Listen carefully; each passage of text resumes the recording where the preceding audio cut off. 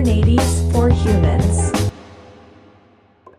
Hello, everyone, and welcome back to another episode of Kubernetes for Human podcast. With me today, we have a special guest, Andy McMahon, who is Scottish but lives in Ireland, or the other way around. Andy, please introduce yourself. I have an Irish name, but I'm Scottish. I live in Scotland, so yeah, no Irish connection other than the name. I'm Andy McMahon. I'm head of ML Ops at NatWest Group, which is one of the biggest financial services organizations in the United Kingdom. We serve over 19 million customers. Combination of, individual accounts, family accounts, business accounts, all the way through to huge organizations bank with us.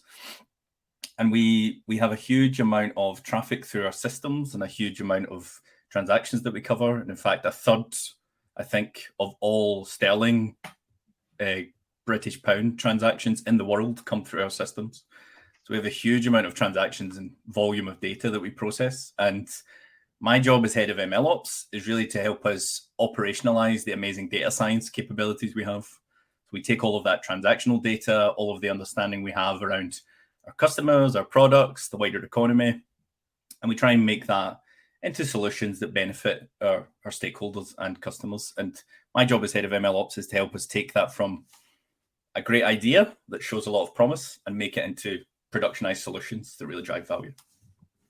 Sounds super interesting. I have a lot of follow-up, but before that, if you can give a brief history, how did you ended up as an ML Ops? Did you started from engineer, operation, data scientist? So a bit about your background, and Yeah. So I started as way back. I did a PhD in physics at Imperial College London. So working on computational modeling of solar cell materials, quantum mechanics, lots of kind of abstract stuff. But I was always interested in how I translated that abstract knowledge into practical value, hence working on things like solar cell materials, which is obviously very relevant now. Mm-hmm. That then led me to think about what wider career paths I could have. And the program I was on was very good at saying, if you want to become an academic, it's a very hard road. And if you want to become a professor, you might not make it. So consider going to industry. So I had a think, and this was at the time, I think, or a few years after the Harvard's Business Review article saying data scientist was going to be the sexiest job of the 21st century. So I thought, that sounds good. So I looked more into data science and what that meant. And I realized that it was a great place where I could apply a lot of my way of thinking about complex problems, the Python I had learned, a lot of the stuff I knew about data analysis and statistics. I could apply that to real problems and generate real value. So I transitioned into data science. I started out in a little startup working in oil and gas and in logistics optimization. I then moved on to kind of more work in the energy space and distributed energy systems. And then eventually that led me through to working at NatWest as more of an ML engineering lead. And all through that, and then eventually head of ML Ops. All the way through that journey, I became more and more interested rather than in the questions of the coolest algorithms or the most fun analysis to do. I became more interested in the engineering aspects. So I kind of picked up a lot more software engineering, a lot more of DevOps practices, a lot more platform knowledge. And I became more interested in how do you take a model that maybe a data scientist has built or an AI engineer, and how do you translate that into a pipeline you can run or an application that a customer can interact with, or how do you scale that to hundreds or thousands of users who can all use it independently? Now, can you drive value for millions or billions of different records you want to score, etc.? So all the way through my journey, I've been kind of more into ML engineering rather than data science purely. And that's eventually led me to now my current role, where I'm more on strategy and wider questions about how we're going to deal with ML Ops longer term and what that means for the bank. So that's kind of my transition, my journey. Yeah, I have tons of follow-up, but before that, I will say it is quite rare. I met and I'm still meeting a lot of ML Ops people. Most of the ML Ops are data engineer, right? They were engineers, and then they transition into there's a new sexy team like ML Ops, which is data engineer, but with a bit more models inside, right? Yeah. And that's they come from a much more engineering background. And the fact that you came the other way around, like a PhD in physics, like I guess it's quite rare, right? Like I didn't met a lot of people who did this transition. I wonder, like, if you do, or like, is it common in the banking industry? Maybe I'm not in the right circles. No, I think you're right, Tail, that it's a bit rarer, and I think that's because, well, there's a few reasons, right? So I think on the one hand, you find that if you're a data scientist, you might just like building the coolest models.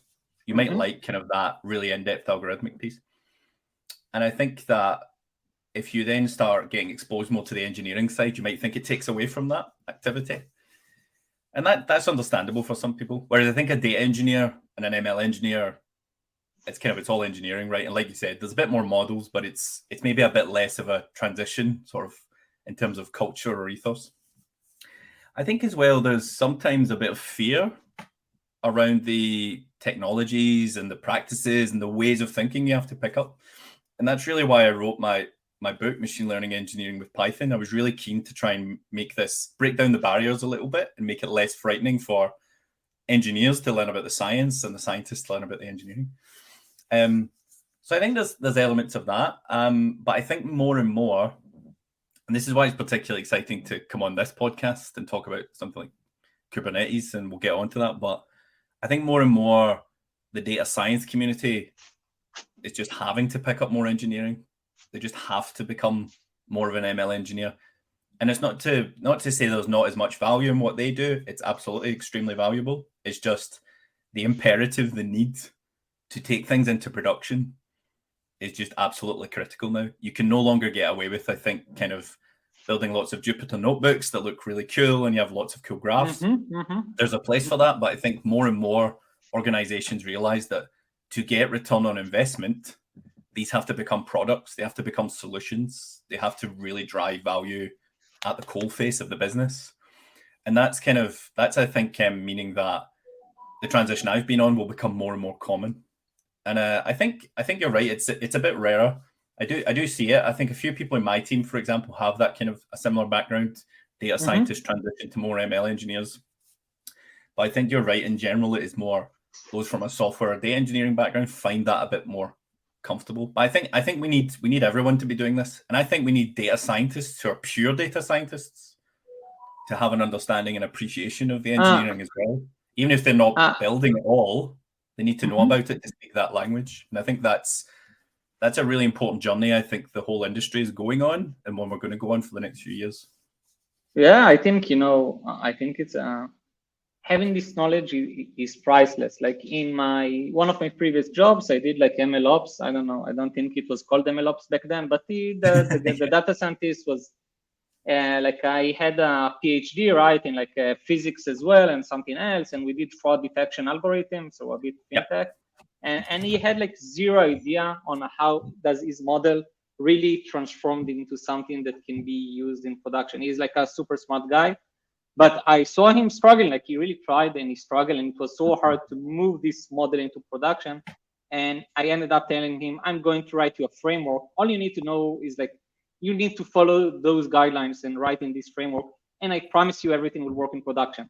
I give you my guarantee that you don't need to think about anything. And it made the velocity of like writing and adding models to production from once every couple of months to like once a week or something like that. And it's all around the framework that you build, because if everything he thought about like day in, day out is how do I detect fraud, right? Like what are the numbers, what are the vectors, what should I do? Like what model should I use? He didn't thought about how does this Kubernetes cluster interact with my model, like who really cares? Like I care, right? But I think it's hard to have both of these like in the same place, like to be really good at both. So let's talk a bit about Kubernetes and you guys and like how did you first like encounter Kubernetes? Like was it in the current job or like in the previous job? And your take, right? And feel free to quote yourself from the book, but between like machine learning and Kubernetes. Yep. So, well, first before that, I think the story you've just told is so typical. I think and so kind of it just rings true for me. This is always the case. I think a big part of being successful in this space now is about, and this is the AI and ML and data space more generally, a really important part is telling the people who are incredibly smart and they can build the models that if you can work out how a neural network works, you can work out how to deploy the model. It's not super difficult. It's just a different skill. So yeah. But in terms of Kubernetes, so in the organization I'm currently in NatWest, and I would say in most of the other organizations I've worked in, barring maybe the startup space, Kubernetes is kind of one of the workhorses of traditional application development. There's a lot of people working more in, the web space, some of the other applications we have in the organization, and they're really using Kubernetes. They have really strong capabilities there. They have really good Kubernetes engineers, and they just kind of understand that whole transition from build something, containerize it in Docker, and then deploy it in Kubernetes and manage those clusters. In the ML space, that's really not being done. And this is part of the journey I'm on with Kubernetes, I think, is trying to really fly the flag for it as part of our full spectrum of MLOps capabilities. So there are pockets of people experimenting with it, say in the bank or say in other data science outfits that I know. But there's very few I've came across that are, or at least it's not the majority case, where I think data scientists, ML engineers are comfortably using Kubernetes. And that is I would definitely say the case for us. And that is something I want to change, at least for the cases where it makes most sense. So what I think is important is when you're in a large organization, or even other organizations, but if you're in an organization where you're already delivering value through whatever route to production you have, you don't necessarily come along and say, I don't like the tool we're using, we're now using Kubernetes. Yeah, obviously. That's a very bad idea, right? So in NatWest, over the past couple of years, we've went through a big transition for our MLOps capability to using the SageMaker ecosystem on AWS. That provides a lot of really good, easy-to-use capabilities that help data scientists get their models into production and running and orchestrated and managed. But I don't think it solves everything. And I'm kind of interested in when you have the sort of 10% of use cases where you need a bit more control, you need a bit more kind of scale, you need a bit more kind of lower level understanding, a bit more fine tuning of what you want to happen. I want to have that capability there for people. And I think this is a statement not just about my organization, but more widely in the data science space. And I think that's where Kubernetes is and the sort of the ecosystem around it. And we can talk about Kubeflow and lots of other things, which I'm really interested in. I think that's starting to enable people to think about those edge cases. So where you need really kind of dynamic scaling, or you need sort of really, really sharp resource allocation, or you just need something that bit different that's not taking care of the traditional platform as a service ML offering. I think we're now getting to a stage where the data scientists, the ML engineers should feel more comfortable reaching for it. So the journey I've been on is really, how do I help sell that vision to people?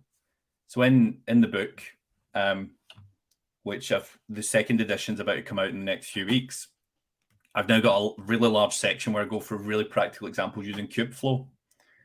So I sort of tell the reader, who I assume is an engineer, software engineer interested in data science, or a data scientist interested in more the engineering side, I sort of go through and tell them, this isn't terrifying, this isn't scary.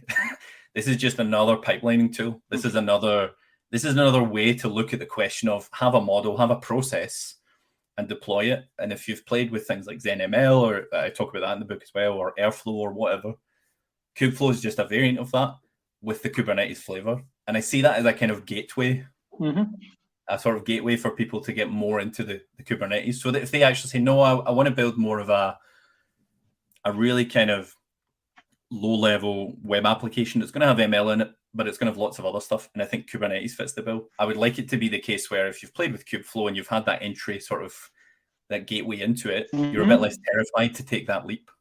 So I think that's the journey I see is going on. Yeah, like I think like you said, like a lot of people talk about ML in Kubernetes and like Kubeflow, right? It is gaining like a lot of popularity, but in the end of the day, most companies that I meet at least are quite scared of it, right? Like it's not their go-to tool or place. So why do you think like this is the reason? Like Kubeflow is like very, right? Like it's very good if you're using Kubernetes. Why don't you think it is a bit more popular, right? Or like why isn't everyone using Kubeflow? Like what's the reasons here? Yeah. No, it's a great question. I think from me diving deep into it and kind of going through with my eyes as an ML engineer and going through using it and sort of playing with it, I think there's still a learning curve that's a bit steeper than other tools. And I think sometimes that's just to do with the language used. So Kubeflow naturally is going to leverage a lot of the words from the Kubernetes world, right? It talks about pods, it talks about etc. And that sometimes just doesn't chime with things that maybe the ML engineers are used to. And I think there's often more considerations around, just containerization as a sort of fundamental. I think data scientists are comfortable with containerization, but then thinking about replicas of containers and those being managed and the resources being dynamically allocated, these are all kind of newer concepts. And to your point before about the scientist who kind of likes to think about the model, the emphasis kind of in something like Kubeflow is still not on the model. It's still on the surrounding infrastructure and the pipelines, which it should be. But I think that still kind of has a bit of a translation that needs to happen. But once you go through it and once you use it and once you kind of start building with it, and this is always the case for tools, but once you start doing it, I think more people will realize that the barrier to entry for something like Kubeflow is far less than just vanilla Kubernetes. And that'll encourage more people to use it, I think. So let's talk about that. Let's say I'm like a DevOps, MLOps, whatever, in a startup company. Yeah. And now I'm thinking about using Kubeflow. Like, what makes Kubeflow in the form of the Kubernetes adoption, or like the way that he's creating the relevant like a framework or building block? What makes Kubeflow so good when working with Kubernetes? Like, why should I use it? Like, give me the pitch. Yeah. So the core, I think the key thing about it is the core components that come with Kubeflow, and they've really been thought about with data scientists, ML engineering in mind. So you have the kind of classic central dashboard for managing all the workloads. That's fine, but you get Kubeflow notebooks, so you're able to not completely ditch the idea of a notebook. So you can still leverage the underlying Kubernetes infrastructure, but use a notebook in the same way you would with Jupyter locally or Colab. So I think that's the first thing that kind of makes it a bit of an easier pill to swallow, if you like. You can still play around with notebooks and you can still do that stuff, but you're now starting to use the Kubeflow API. Then I think there's things like the training operators. So these operators really give nice sort of bindings or nice API wraparounds, stuff that you need to scale up the models. But you're still focusing on writing your code. So you're writing these nice functions that don't look too different from what you're used to writing. You're just using the right decorators and the right pieces of the API to then say, right, I now want this to run in a very scalable fashion, and I want Kubeflow to manage that. And I think the abstraction is always in any of these tools is the key thing, right? But I think those operators are really good, and they're very easy and intuitive to understand. And they work with TensorFlow, PyTorch, XGBoost. So they work with the main kind of libraries, and there's ways to make them work, obviously, with things like sklearn, etc. So I think those are really useful. And then the final bit for me that's super important, and Kubeflow is not unique in this one at all. There's tons of tools to do this, but I think coupled with everything else that we're talking about, it's very powerful, is the whole Kubeflow pipelines, which is one of the core components, right? So a pipeline for me, I've said this in a few different talks and on podcasts. I think the concept of a pipeline is the key concept for people to transition from scientist to engineer in the ML space. And that's because you go from thinking, notebook, iteration, sort of scraps of scripts lying around and do something, stick it in a PowerPoint. A pipeline is an entity that you host, you run, you orchestrate, you have rollbacks, you have a graceful exit when it degrades. A pipeline becomes this object that you start building software engineering practice around.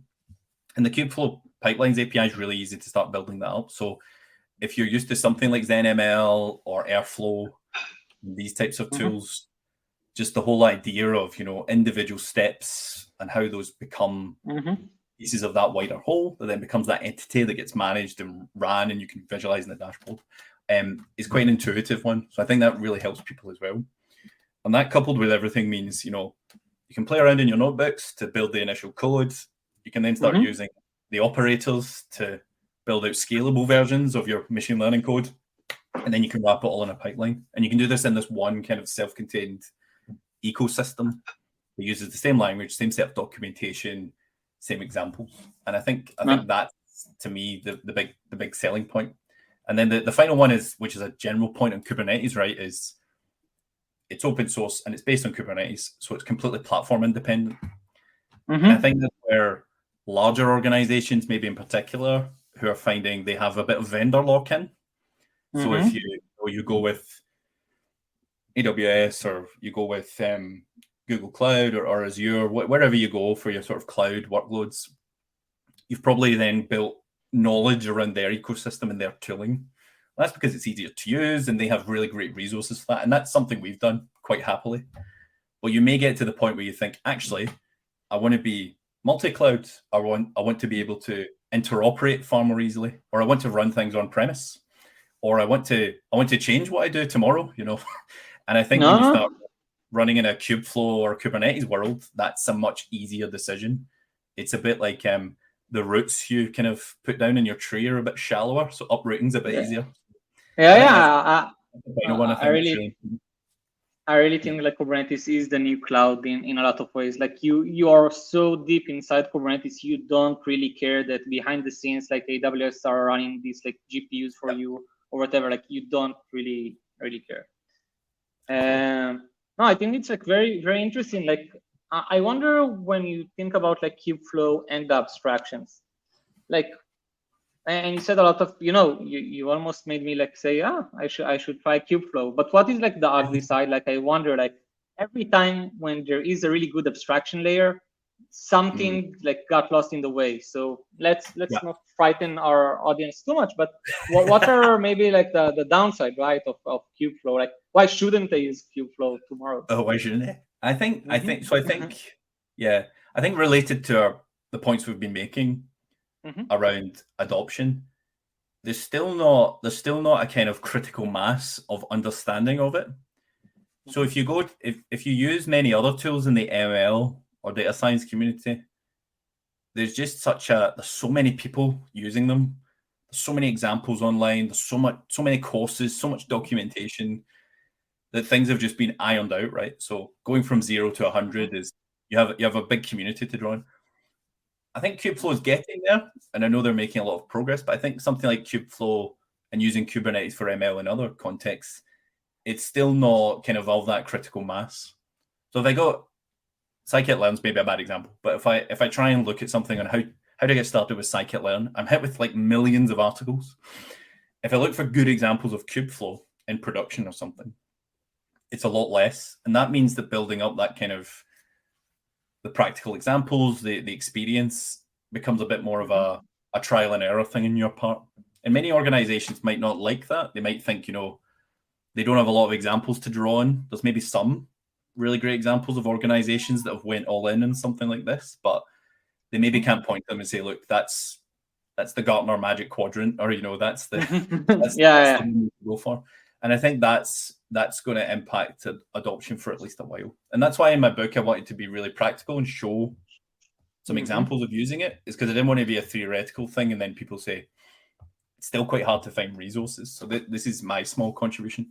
I think that's the biggest one. The other one is I find it really hard to debug Kubernetes. I think that's still there in Kubeflow. You get these errors that kind of, if you're not an expert or you've not been doing it for a while, and I was quite new to it when I started playing, you need a lot of help to start sort of understanding, what's gone wrong. And I think that again can become a bit of a sink of people's time. And the stuff that will also come through, I think, as more people use it in production, will be all the questions around security and networking, etc., that comes with Kubernetes. You still have to think about that. So if you're an organization, and this is the double-edged sword from the benefits we mentioned earlier. So it's open source, it's inter-platform, you can take it wherever you want. The flip side of that is you often have to think about networking and security and connections to other systems a bit more. And that's the kind of that's the flip side. So I think that will be there with Kubeflow as well. So those are reasons maybe not to say don't use it, but maybe to say, look, it's not all kind of no beautiful sunset hills. Yeah, there's always going to be challenges you have to work through.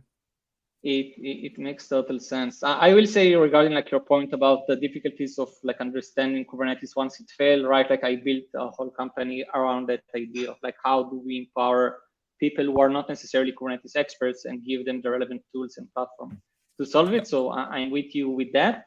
Like you work in a very big organization in a quite like senior position, right? So I'll be happy if you can share maybe like in a minute or two how it's like to be there when you try to push new technologies to the company. Like the company is huge, right? Like so many people, so many opinions, right? Like you took 2 engineers, both of them will probably say different tools with different methodologies. So if you can share a bit about the adoption, let's say that I love Kubeflow, okay? I love it, and now all I want to have is like to make other people in the organization use it. Is it more top-down? You just force everyone to use it, or are you giving them candies? Like, what's your strategy? Yeah, I think in an organization as large as NatWest, so I think we've got 60,000 people maybe. across the UK, Poland, India. There's a combination of approaches for all technologies. So there's some that will be kind of an important part of our stack across everything, across engineering of web applications through to ML, through to whatever, like maybe our core security infrastructure, etc. Things we can't change. When it comes to more the data science and ML space, so the team I work more widely with, our data innovation function, and then more widely our sort of partners across data analytics, we have a lot of really innovative teams who are constantly pushing the envelope. And we're asked to do that by our chief data analytics officer, Zach Anderson. So he's very keen on, us pushing the envelope. And then if we see things that are good, bringing them to the community.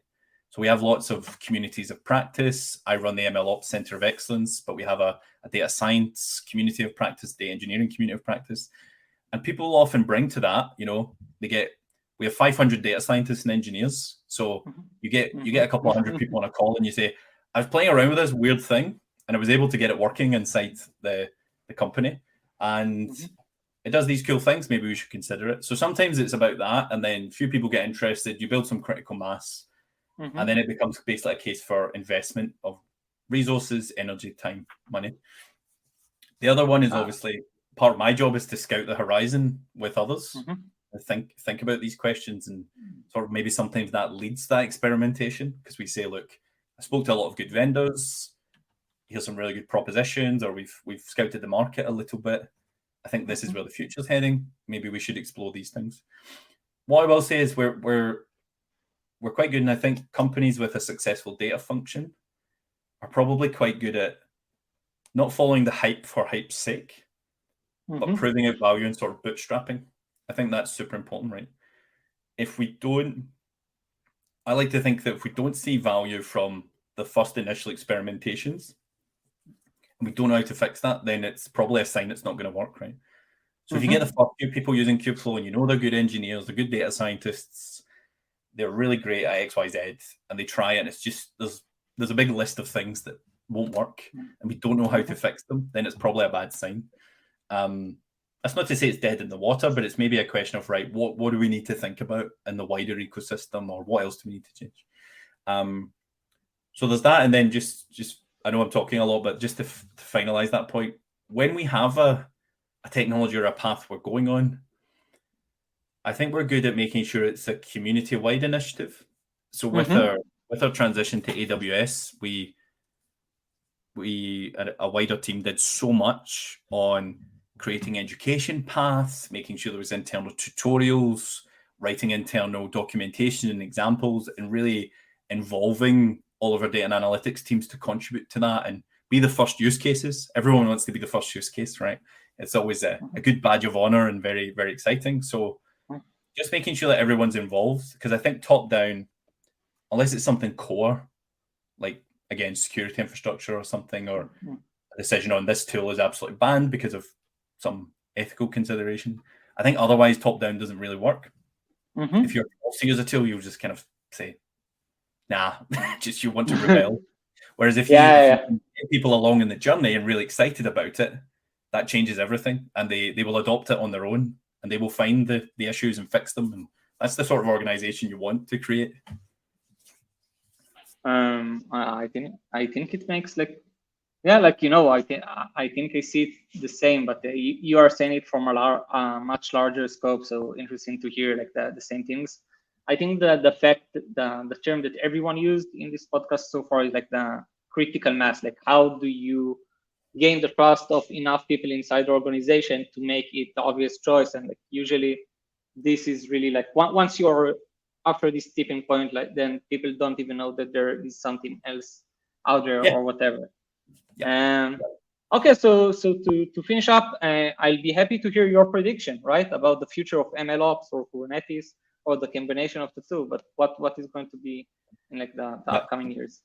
Yeah. So I'll maybe give you two then. MLOps and they are sort of related. So the first wider one in MLOps, you won't be surprised for me to say large language models and generative AI. So I think there's going to be a massive need for upskilling in these new capabilities, for understanding the large models.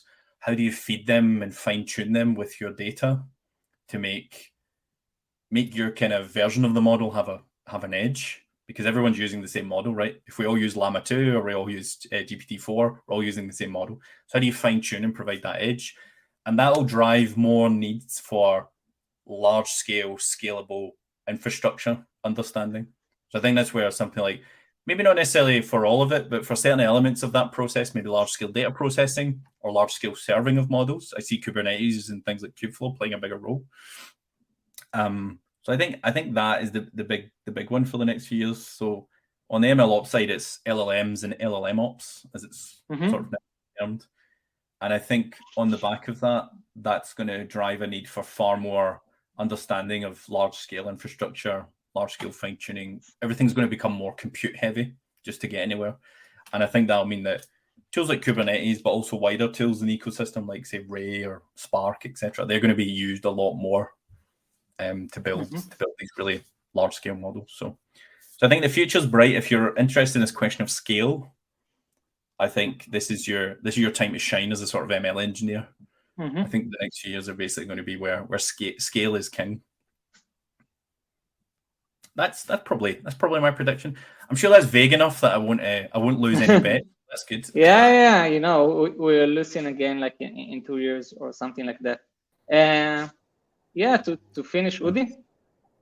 Yeah, I just wanted to ask something. I've been waiting patiently the whole episode ever since you mentioned your degree in physics. So there's one line by Richard Feynman, very famous line, when he was asked about his theories. He said, if I explain it to you, you wouldn't understand because I don't understand. Nobody does. So when you're trying to enable Kubernetes for data engineers, or when you're helping debug Kubernetes, do you feel the same way? Like it just works? I can't explain why it works, and you just need to accept it because no one else can explain it. I think I'm now wise enough to know that I really don't know how anything works. so I'm quite confident that applies to Kubernetes as well. What I will say is I probably understand now enough to sell the benefits, and we can use it. And I think we'll always be learning. So I think anyone who says they know all the answers, they're lying. So I think it's good to be humble.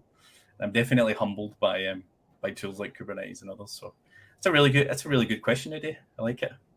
It's important to remain humble, I think, and realize you don't know everything. Yeah, that's a good message to our listeners as well. And you want to say something about you had one successful delivery recently and another one coming up. One is a baby, the other one is a book. So you want to speak to that a bit about? Yes, I being will. a father Yeah. or an author? Yes. So we had a successful delivery of my second baby in production. So that was the birth of my second son, Alfie, in end of May. And over the next few weeks, we're releasing the second edition of Machine Learning Engineering with Python, published by Pact. So this is my third child, I like to think of it as. The one that probably occupies me way too much of the time, but that will be published, and it's a really big improvement on the first edition. There's 150 new pages, so it's 400 pages long, whereas before it was quite short. Now it's a good chunky book. There's lots of stuff in there about Kubeflow, as we've been talking about, Ray, ZML, large language models, generative AI. So it's brought right up to date. So I'm really excited, and it's a book for, like ETL and I were discussing, bridging that gap between the science and engineering world and breaking down the barriers. So if you're on the data science or the more software engineering fence, the book will really help you kind of understand the other person's language and get building really cool applications. Awesome. And where can people get it? They can get it on Amazon, so amazon.com or .co.uk or wherever you shop with Amazon. It's available for pre-order now, but it'll be out in the next few weeks, early September. You can also get it on Pact's website. And probably anywhere else that you get books, but I'd say go to Amazon, and I think if we can, we'll send a link in the show notes. That'd be great. Absolutely. Okay. For me, it was like I had a lot of time, Andy. I wish you a lot of luck, like with the future of MLOps. I think it's like the really bleeding edge. Like Kubernetes is new, and MLOps is new, and like doing things there is like really living on the edge. But you think you make it sound like you have things under control. So I wish you like the best of luck, and I was really happy to have you today on the show. No, thanks, ETL, and it's been great chatting. And best of luck with Commodore and everything you're doing. I love all the stuff you're putting out there. The podcast is great. All the stuff on your website is great. So best of luck as well. Thank you very much. Bye bye. Cheers. Thanks. Bye.